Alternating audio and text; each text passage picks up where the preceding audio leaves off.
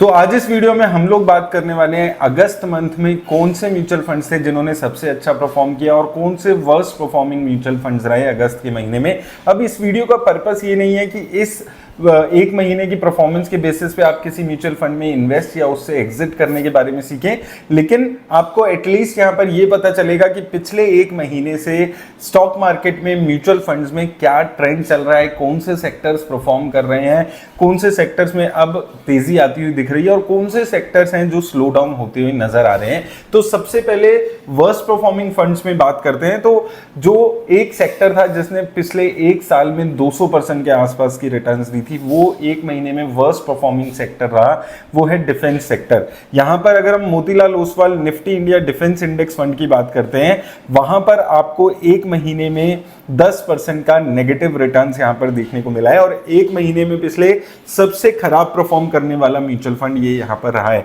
इसके साथ साथ अगर हम इसी फंड का बात करें तो एचडीएफसी डिफेंस फंड, इसी सेक्टर की बात करें तो एचडीएफसी डिफेंस फंड ने भी काफी खराब परफॉर्म किया और एक महीने में नेगेटिव 5.5% के आसपास की रिटर्न्स दिए, यानी कि अगस्त के महीने में काफी खराब रिटर्न्स इसमें भी यहां पर देते हुए नजर आए हैं। अब थोड़ा थोड़ा होने क्या लगा है कि जो अगस्त का महीना था वो थोड़ा सा ट्रेंड चेंज होते हुए नजर आया है। जो सेक्टर्स थे जो इलेक्शन से पहले बहुत अच्छी तगड़ी रिटर्न्स दे रहे थे, वही सेक्टर्स अब अंडर परफॉर्म करते हुए अगस्त में नजर आए हैं। जैसे कि इंफ्रास्ट्रक्चर सेक्टर, यहां पर क्वांट इंफ्रास्ट्रक्चर फंड की बात कर रहे हैं तो इसने भी पिछले एक महीने में नेगेटिव 3% के आसपास की रिटर्न्स दिए। इसके अलावा भी काफी इंफ्रास्ट्रक्चर रिलेटेड फंड्स थे जिन्होंने खराब परफॉर्मेंस दिया, मैंने उनको इंक्लूड नहीं किया है क्योंकि एक आपको सेक्टर का आइडिया यहां पर मिल जाएगा। तो इनके पास देखेंगे अगर हम Motherson Sumi, Tata power, LIC, L&T, Adani power, NCC जैसी कंपनीज यहां पर इनके पोर्टफोलियो में है, तो यहां पर एक अंडर परफॉर्मेंस आती हुई नजर आई है डिफेंस सेक्टर, इंफ्रास्ट्रक्चर सेक्टर। और तीसरा सेक्टर जिसमें अंडर परफॉर्मेंस यहां पर नजर आई है वो है पीएसयू का सेक्टर। तो पीएसयू फंड्स ने भी बहुत जबरदस्त रिटर्न्स दी थी, लेकिन यहां पर जो पीएसयू फंड्स हैं उन्होंने भी एक महीने में काफी खराब रिटर्न्स दिए।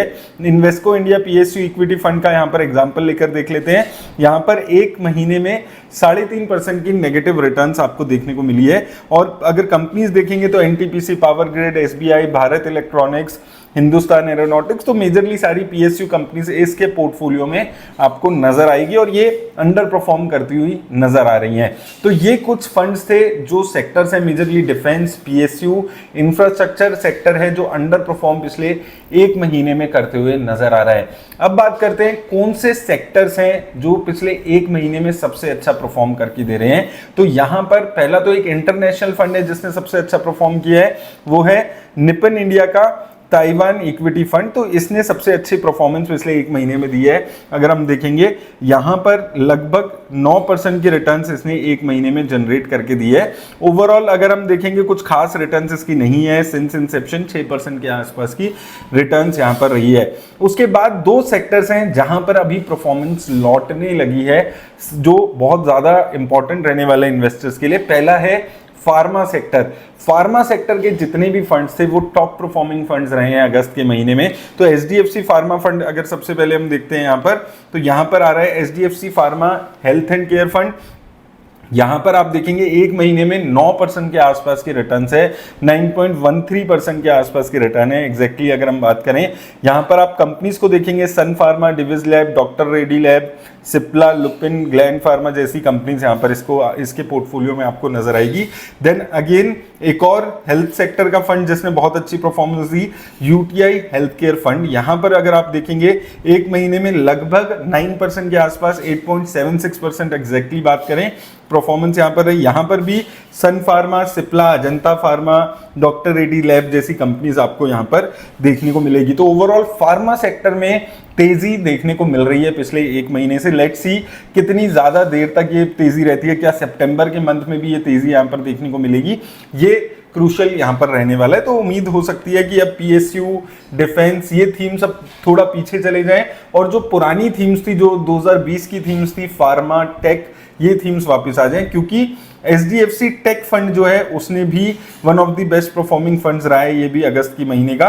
यहाँ पर लगभग 6.5% के रिटर्न्स एक महीने में आपको जनरेट करके HDFC टेक फंड ने यहाँ पर दिए है। इन्फोसिस, TCS, भारतीय एयरटेल, HCL टेक, इस टाइप की कंपनीज इसके पोर्टफोलियो में यहाँ पर देखने को मिल रही है। तो टेक फंड अच्छा परफॉर्म कर रहे हैं, हेल्थ केयर फंड अच्छा परफॉर्म कर रहे हैं, और एक बंधन स्मॉल कैप फंड ने भी एक अच्छी रिटर्न्स दी है एक महीने में, लगभग 6.5% के आसपास की ही रिटर्न्स यहाँ पर इसने भी दी है। तो ये सबसे अच्छा परफॉर्म करने वाला स्मॉल कैप फंड रहा है पिछले भी इस पूरे साल में अगर हम देखेंगे, और पिछले 1 साल 2 साल में भी आप देखेंगे तो सबसे अच्छा परफॉर्म करने वाला ये फंड रहा है। और इसने इस महीने भी एक अच्छी परफॉर्मेंस निकाल के दी है बंधन स्मॉल कैप फंड ने।